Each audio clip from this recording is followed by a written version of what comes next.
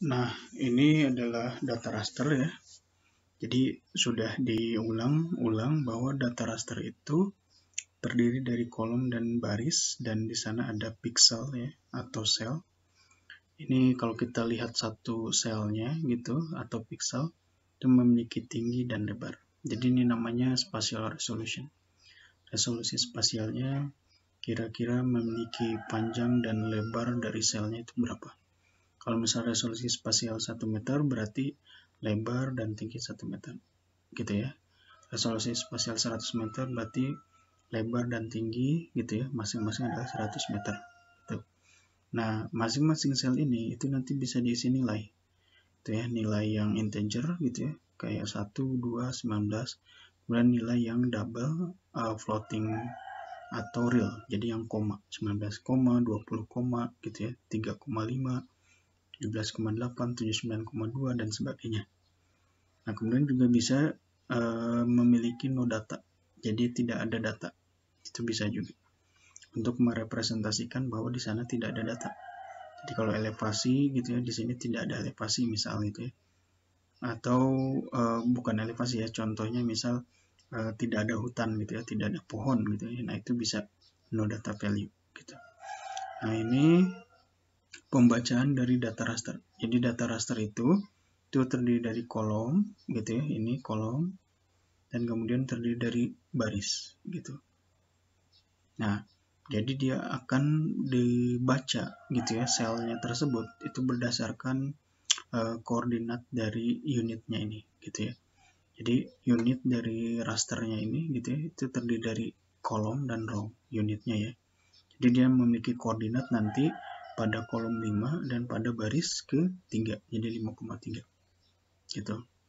Nah, kemudian tadi ya, bahwa setiap sel itu memiliki nilai. Itu bisa dia integer, dia bisa real, bisa angka desimal gitu ya, dan lain-lain gitu. Nah, di sini contohnya bisa nanti kita untuk lokasi gitu ya, kemudian warna, curah hujan, elevasi dan sebagainya bisa. Nah, kemudian contohnya ini adalah raster, kemudian terdiri dari pixel-pixel. Nah, ini memiliki nilai gitu ya, 23, 29 dan lain-lain gitu ya, nilai integer gitu ya. Jadi tidak ada komanya, nilai integer gitu ya. Nah, kemudian berapa sih jumlahnya gitu. Jumlah dari kotak orange kita hitung saja. Di sini ada 7. Kemudian jumlah kotak yang warna putih gitu ya. Nah, yang putih ini ada berapa? Ada 4 kayak gitu. Tipenya apa? Kemudian kode ini hanya sebagai identifikasi saja, identitas. Jadi mirip kayak kemarin kita belajar atribut table gitu ya. Nah, di sini data raster juga sama. Jadi pada masing-masing sel memiliki nilai. Kalau nilainya sama dikelompokkan itu ada berapa jumlahnya gitu. Nah, kemudian ini jenis-jenis data gitu ya. Jadi cell value di dalam data raster. Jadi dia bisa dalam bentuk nominal, ya di categorical, kayak tadi ya, tipe vegetasi, pear, oak, grass gitu ya. Atau contoh yang lain gitu ya, tipe tanah gitu ya, tata guna lahan juga bisa gitu.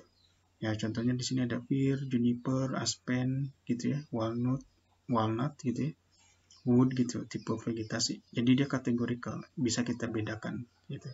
Tanah gitu ya, ada tanah misal tanah pasir gitu ya, tanah lanau, tanah lempung gitu.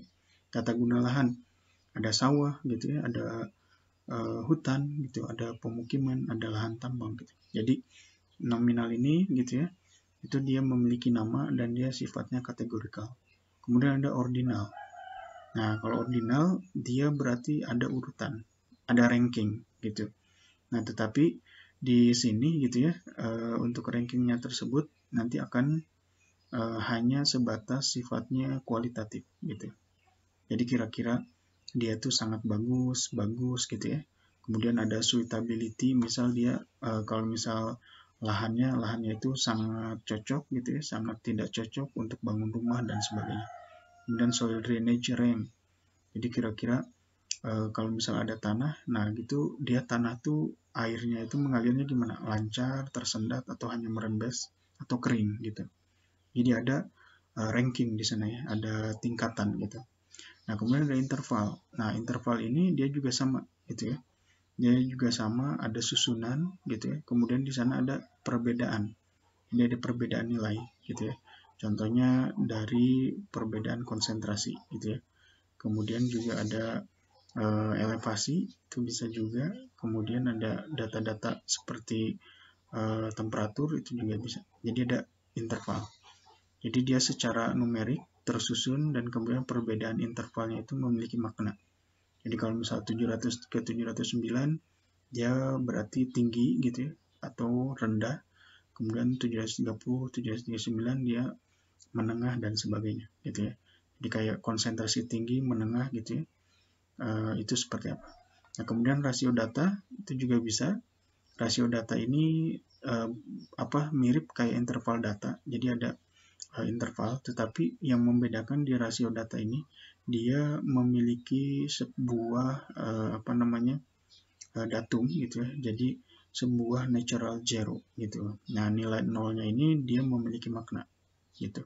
Kalau di interval dia tidak ada nilai nol. Jadi nilai nol bukan berarti di sana tidak ada fenomena gitu ya. Kalau di interval data gitu. Contohnya kalau di interval data nilai 0 gitu ya, itu tidak berarti di sana tidak ada ketinggian, bukan. Tetapi itu artinya ketinggian muka air laut, kayak gitu. 0 derajat Celcius bukan berarti di sana tidak ada temperatur, bukan. Tetapi ya suhunya memang 0 derajat Celcius, ada suhu minus gitu. Nah, kalau di rasio data, 0 itu berarti dia memang tidak ada fenomena. 0 itu berarti dia tidak ada populasi. 0 itu berarti dia tidak ada curah hujan. Jadi perbedaannya di sana. Rasio juga dia tersusun gitu, ada interval, tetapi di sana memiliki natural zero point gitu. Jadi berangkat dari 0. Jadi sesuatu yang kalau misal dia diberikan angka 0 berarti tidak ada fenomena di sana ya. Nah, kemudian di sini jadi kalau misal nominal dan ordinal tipe data ini itu bisa dikategorikan untuk integer value, nilai-nilai untuk objek-objek yang diskrit, tipe tanah gitu ya, klasifikasi lahan kayak gitu. Kemudian juga tipe vegetasi dan banyak lainnya. Nah, kemudian kalau interval dan rasio data itu fenomena yang sifatnya kontinu. Itu ya. Jadi dia bisa seperti elevasi gitu ya, seperti temperatur, curah hujan gitu ya, populasi dan sebagainya. Kemudian ini cell size. Jadi kalau misal kita memiliki pixel gitu ya, di dalam data raster gitu ya, dia terdiri dari pixel ini, sel-sel ini. Itu ternyata ukuran selnya bisa berbeda-beda. Ini ada fenomena sebuah poligon itu dengan pixel gitu ya, ada 1, 2, dan 3. Jadi ada 3 opsi gitu ya, yang digunakan di sini. Itu mana yang paling representatif dari semua ini gitu ya. Nah, akan kita lihat di sini gitu ya, bahwa ternyata semakin banyak pixelnya itu akan lebih representatif. Jadi dia akan memiliki spasial akurasi yang lebih tinggi. Nah, resolusinya akan menjadi lebih bagus gitu.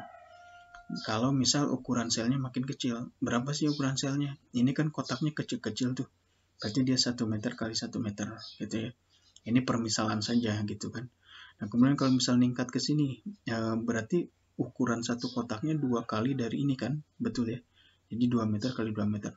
Nah, spasial resolusinya akan menjadi berkurang gitu ya. Kemudian juga di sini 4 meter kali 4 meter. Jadi satu kotak di sini 2 kali dari kotak yang di sini gitu. Nah, artinya apa? Spasial akurasinya jadi makin buruk gitu. Jadi lower gitu ya, lower spasial akurasi gitu ya. Nah, kemudian di sana ukuran selnya jadi lebih besar. Jadi selnya berapa?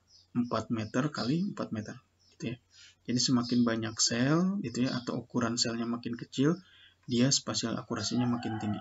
Sebaliknya kalau misal ukuran selnya makin besar gitu ya, kemudian juga di sana jumlah dari selnya makin sedikit gitu ya, itu spasial akurasinya akan berkurang. Tetapi ada kelebihannya di sana. Kalau di sini kelebihannya dia akan lebih mudah untuk kita melakukan display, dan ukuran filenya juga lebih rendah. Nah, semakin banyak kotaknya, semakin banyak pixelnya, ukuran selnya makin kecil, resolusi spasialnya makin tinggi, tetapi di sana akan lebih lambat untuk display dan processing, dan juga akan ngaruh ke ukuran dari filenya. Kita bisa lihat dari 3 gambar opsi ini gitu ya, mana yang paling representatif terhadap poligon yang ini gitu ya, bahwa kita melihat di sana ada apa tuh ya, yang lebih mirip yang di sini. Jadi yang gambar opsi 1 ini.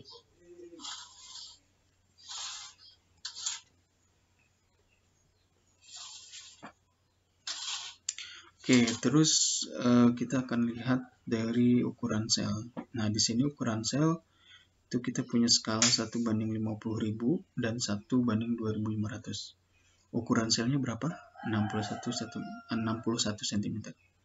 Ada yang masih ingat ukuran sel itu apa? Berarti ukuran dari gitu ya, satu sel itu ya, lebarnya 61, kemudian panjangnya 61 gitu ya, atau tingginya 61 gitu. Nah, jadi kalau misal dia kita zoom gitu ya, nah sel size-nya ini tidak akan berubah, ya sama aja. Nah, kemudian yang dirubah apa? Skalanya. Jadi kita lakukan zoom in. Nah, ketika dilakukan zoom in gitu ya, di sini bahwa ternyata jadi makin buram gitu. Karena ya sesuai dengan sel size-nya 61 cm. Kita zoom in lagi nanti akan makin buram lagi gitu ya. Nah, kemudian kalau kita lihat dari skalanya yang sama gitu ya, kemudian tetapi ukuran selnya berbeda. Yang satu 15 meter, yang satu 15 cm. Tentu lebih detail yang mana? Lebih detail yang 15 cm. Itu jadi satu kotak itu sel size-nya 15 cm. Ya, lebar dan tinggi dari satu selnya itu 15 cm. Jadi kalau ada objek dengan ukuran 15 cm itu bisa terrepresentasikan di gambar ini. Kalau ini objek dengan ukuran 15 meter gitu yang bisa jelas. Kalau misal dia objek seperti pulpen, ballpoint tidak akan kelihatan. Kalau di sini mungkin untuk ballpoint gitu ya, panjang ballpointnya masih bisa kelihatan di sini. Jadi di sini harus 15 meter. Ukuran kita manusia gitu ya, 15 meter di sini tidak akan jelas, tapi di sini jelas karena apa? Sel size-nya 15 cm. Kemudian ada cell depth. Cell depth ini berbicara seberapa banyak gitu ya kemampuan dari satu sel untuk menyimpan kemungkinan nilai gitu ya, rentang nilai. Jadi di dalam komputer itu ada namanya bit, binary digit. Jadi unit penyimpanan data terkecil di dalam komputer.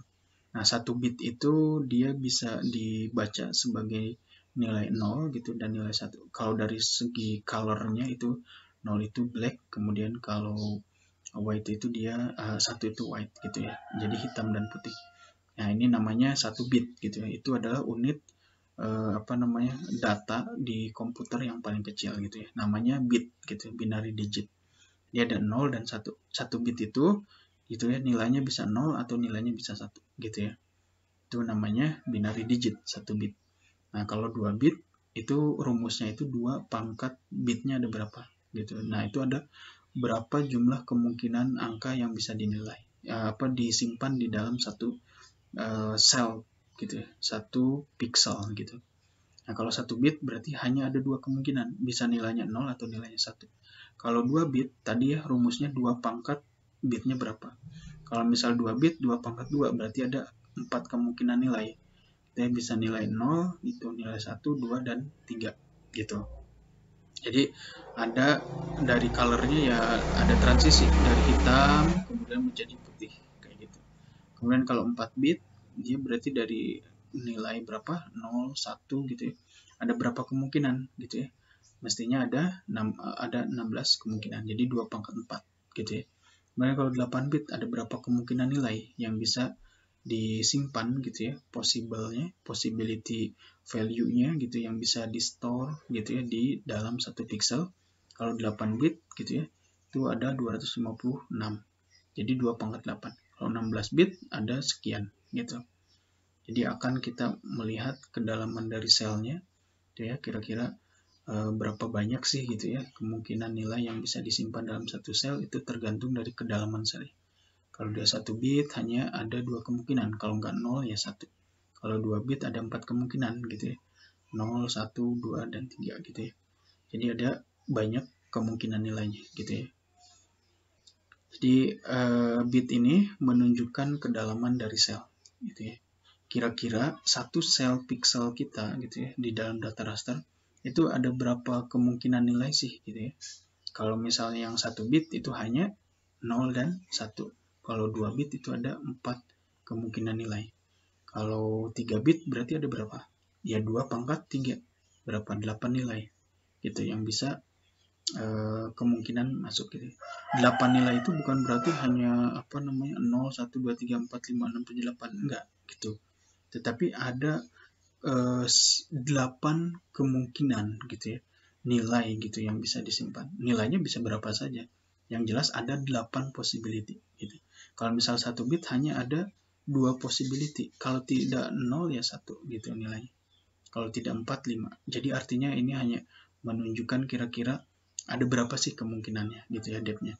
Kalau semakin banyak depth, semakin banyak bits berarti kemungkinannya akan makin banyak lagi gitu. Nah, kemudian kita akan berbicara mengenai band. Jadi satu data raster gitu, satu file raster itu ternyata bisa memiliki satu band saja atau memiliki banyak sekali band. Nah, mungkin di sini kalian agak kurang familiar dengan kata-kata band. Jadi band ini itu asosiasinya biasanya dengan spektrum elektromagnetik gitu ya. Kalian mungkin pernah mendengar di istilah fisika ada gelombang elektromagnetik, di sana ada visible light gitu ya, kemudian ada infrared, kemudian ada ultraviolet gitu dan lain-lain. Nah, itu ada spektrum elektromagnetik. Kalau visible light itu adalah gelombang elektromagnetik yang bisa kita lihat oleh mata kita. Nah, sebenarnya ada gelombang elektromagnetik yang tidak bisa kita lihat oleh mata kita. Nah, itu ada di inframerah gitu ya, kemudian ada di lain-lain gitu ya, sinar merah gitu ya, inframerah gitu ya, kemudian ultraviolet dan lain-lain. Nah, contohnya di sini gitu ya, itu bisa kita tampilkan sebagai single band, kemudian ada multi band. Jadi di dalam satu file raster itu kan kita tahunya bahwa dia terdiri dari kotak-kotak, satu kotak itu memiliki satu nilai, begitu ya. Itu namanya satu band. Gitu. Nah, kemudian juga nanti ada multi band. Jadi satu data raster ternyata gitu ya, memiliki band 1, band 2, band 3, band 4 gitu. Nah, nanti satu kotak ini itu ternyata tidak hanya bisa diisi oleh satu single nilai, tetapi punya nilai yang lain gitu. Jadi kalau misal di band 1 dia nilainya 1 nih ya, yang kuning ini. Nah, di band 2 itu dia bisa 2, bisa 3 gitu ya, dan lain-lain. Nah, jadi di sini kita akan menampilkan raster gitu ya, single band, bahwa nilai dari selnya itu akan digambarkan dalam 3 jalan gitu ya, 3 cara. Contohnya kalau yang single band gitu ya, di sini kita punya monochrome image, kemudian ada grayscale image gitu ya. Nah, di sini monochrome image itu adalah contohnya kita memiliki setiap sel itu nilainya 0 dan 1. Jadi sering digunakan untuk scan dari peta tata guna lahan. Kemudian di sini ada grayscale. Nah, di grayscale ini itu sel memiliki nilai dari 0 sampai 255. 0 untuk hitam, kemudian 255 untuk putih gitu ya. Jadi sering digunakan untuk fotografi udara gitu ya, foto udara black and white gitu ya. Nah, kemudian ada display color map image gitu ya. Nah, display color map image ini gitu ya, itu berupa warna-warna. Jadi akan direpresentasikan oleh red, green, and blue. Ya, red, green, and blue. Jadi ada merah, hijau, dan biru. Nah, kalau misal nilai di red-nya adalah 255, green-nya 255, blue-nya 0, itu akan menjadi warna kuning gitu ya. Kalau misal dia red-nya 0, green-nya 0, blue-nya maksimal di 255, dia akan menjadi warna biru gitu ya, warna biru di sini gitu ya. Kombinasi di antara nilai-nilai itu ya nanti akan merepresentasikan nilai. Jadi dia akan menjadi sebuah color map. Nah, ini multiband. Jadi biasanya di dalam citra, jadi ada sensor gitu ya dari gelombang elektromagnetik gitu. Nah, jadi satu file raster itu ternyata nanti akan terdiri dari band 1 dengan panjang gelombang elektromagnetik itu ya yang dimiliki gitu oleh suatu wilayah di sini gitu. Kemudian pada panjang gelombang elektromagnetik tertentu yang band 2 dia memiliki value yang berbeda lagi. Kemudian yang band 3 gitu ya dengan panjang elektromagnetik yang lain dia akan memiliki nilai yang berbeda gitu ya. Jadi bisa kita representasikan gitu ya, raster itu dalam multiband gitu ya. Ini biasanya sangat umum di dalam citra satelit. Karena citra satelit itu akan menangkap panjang gelombang elektromagnetik yang berbeda-beda. Tidak hanya pada satu band saja. Jadi ada band-band yang lain gitu ya. Nah, jadi dia tidak akan hanya memiliki satu nilai saja, tapi nilainya juga bisa ada nilai yang lain pada gelombang elektromagnetik yang lain. Gitu. Ini sangat umum sekali di dalam citra satelit. Gitu. Jadi di sini ya data raster gitu ya memiliki satu atau lebih banyak band. Nah, gitu. Jadi sebuah band merepresentasikan segmen dari gelombang elektromagnetik. Gitu. Nah, band di sini itu adalah sering merepresentasikan bagian dari spektrum elektromagnetik, termasuk mencakup pada gitu ya gelombang yang tidak terlihat oleh mata, gitu ya, seperti infrared, ultraviolet gitu, itu masuk di dalam spektrum gelombang elektromagnetiknya. Nah, di sini nanti multiband itu bisa kita lihat dengan menggunakan campuran atau komposit di sini, komposit dari red, green, and blue, RGB gitu ya. Kalau kalian pernah dengar ada RGB gitu ya. Nilai rednya berapa, greennya berapa, blue-nya berapa. Nah, konfigurasi dari band ini gitu ya, nanti bisa ditampilkan di dalam komputer. Itu yang kita lihat sebagai true color ya. RGB-nya itu true color yang kita lihat oleh mata gitu ya. Nah, jadi nanti bisa kita lihat di sini red-nya akan semakin red di bagian atas, kemudian bagian kiri green gitu ya, hijau, kemudian bagian blue di bagian bawah gitu ya. Seperti itu. Nah, kemudian ada georeferencing. Georeferencing ini artinya bagaimana kita memberikan nilai koordinat pada suatu sistem koordinat dari sebuah image space. Jadi ini belum memiliki koordinat dari map units. Ya, nanti entah dia koordinat geografis, koordinat UTM gitu ya, atau koordinat yang lain gitu, masih dalam koordinat baris dan kolom di dalam sebuah image space. Nah, kita akan melakukan sebuah pemberian nilai koordinat gitu melalui georeferencing. Jadi georeferencing ini adalah bagaimana kita memberikan nilai koordinat kita berdasarkan gitu ya sistem koordinat real world gitu ya atau map space gitu ya dari sebuah gambar yang belum memiliki koordinat yang map space ini, yang real world ini. Jadi dia masih berdasarkan baris dan kolom gitu. Nah, jadi ini caranya kita akan melakukan georeferencing. Jadi kalau misalnya di sebuah peta itu biasanya kita berikan titik gitu ya, kemudian kita ketikkan ulang koordinatnya gitu ya. Nah, nanti akan memiliki nilai koordinat spasialnya